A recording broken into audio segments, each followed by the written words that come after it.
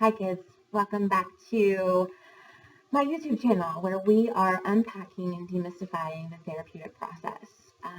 The act of going to therapy, finding a therapist, what does all the letters mean? We call that alphabet soup. People have letters after their names. But I want to talk about today, why therapy? Like, why go to somebody and talk about all your stuff?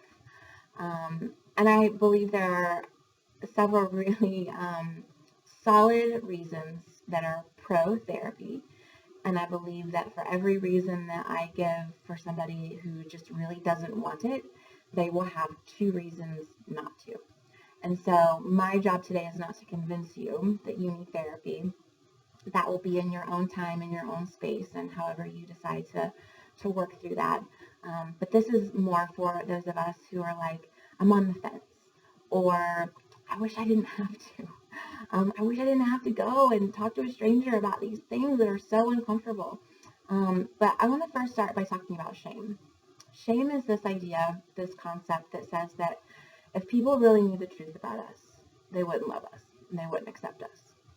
And so 9 times out of 10, whatever it is that we're going through, that we're struggling with, there's an element of shame. I'm ashamed that I'm not stronger to deal with this loss or these hardships. I'm ashamed that I struggle in this area of maybe obsessiveness or compulsive behaviors. And if people knew, if the word got out, the cat got out of the bag, people would look at me and think differently of me, and they would not love me, and they would not accept me. So shame is this belief that do not share, for if you do, you'll lose everything. Therapy is one way. Talking about the hard stuff, talking about the things that you don't want to talk about with somebody who's trained, who's a professional, and they allow for there to be this safe container where you can go in and say all the things. And I promise you, therapists that have been doing this for longer than 2 days have heard so much that there's going to be very little that you are going to be able to say that will shock them or that will create some type of reaction in them. More so, what they're going to do is shake their head and be like, yeah, you and the 75 other clients that I saw in the last year and a half, you're not alone. You're not alone. And we need that as humans to know that we are not alone. We need to know and understand and believe that we are not in isolation. We can create isolation for whatever reason, and there are plenty of reasons that we do that. But when it is impressed upon us, or when it is coming from the outside, where we feel isolated because others have turned away from us, that is a deal breaker for a lot of humans. That is something that cracks a part of us deep inside of us that is fundamental to our human experience, our human existence, is this connection with others. And so that is one area that a therapist can come in and create this safe space for you and say, you know, you're not the first person who said that to me. And you might be thinking to yourself, liar, you're just saying that because that's what you were trained to say. But I assure you, as someone who is not getting paid right now to share this information with you, I can say with utter safety and assurance that I have heard so many different things that I really truly can't imagine somebody coming to me and sharing something about themselves where I would pause, jaw would drop, and I would say, it just won't happen, I promise.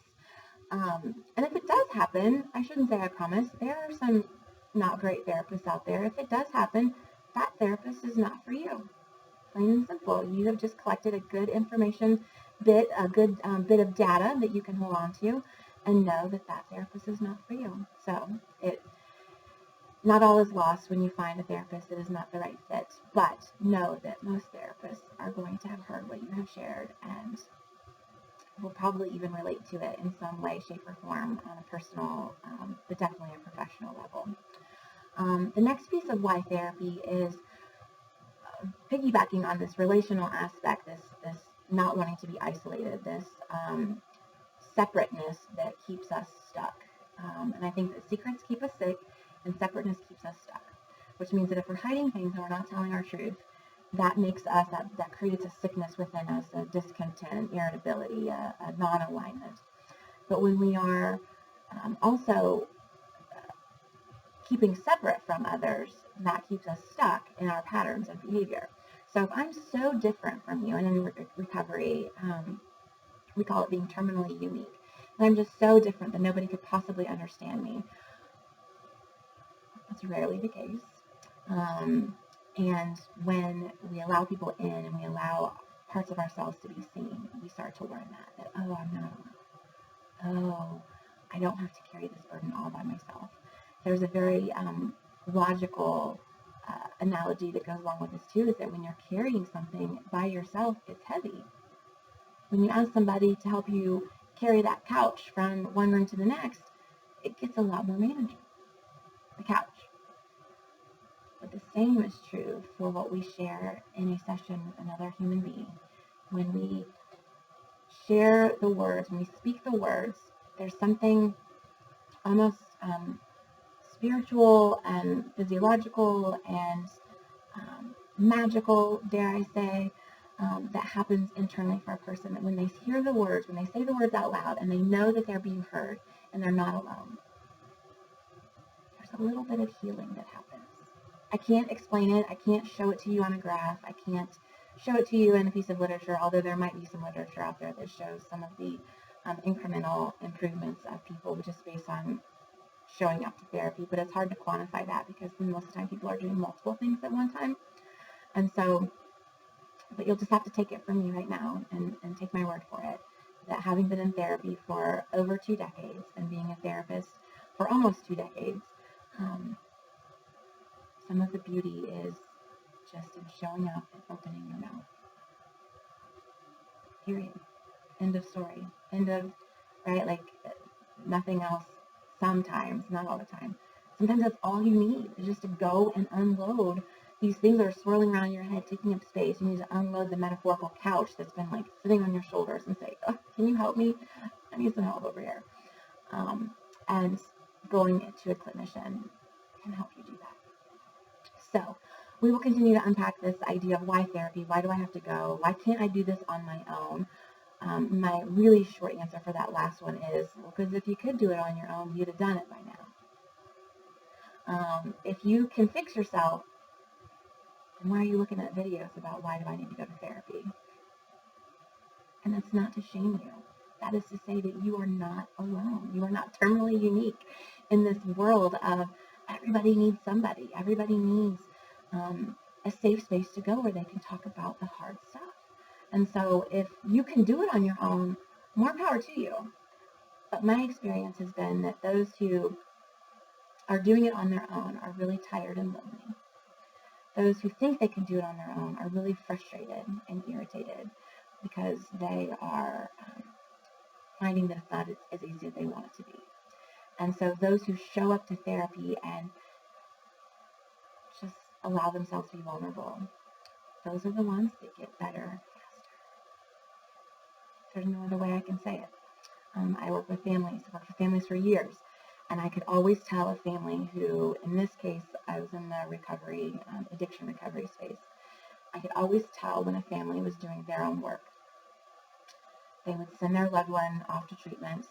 Loved one would be in treatment with us at the facility.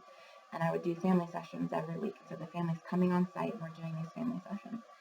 And I could always tell, without even asking, the families who were doing work. They were the ones that were getting better. We're not meant to do this alone, y'all. We're not meant to be islands. We're not meant to be in isolation. And so our joy is amplified by being around with sharing that with others.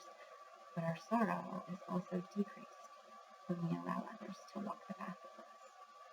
So stay tuned for more. If you have questions or comments, put them in the comment section. I will answer all of them. And if there are additional videos I can do to unpack or demystify this thing we call therapy, I will continue to create that content. All right, love and light.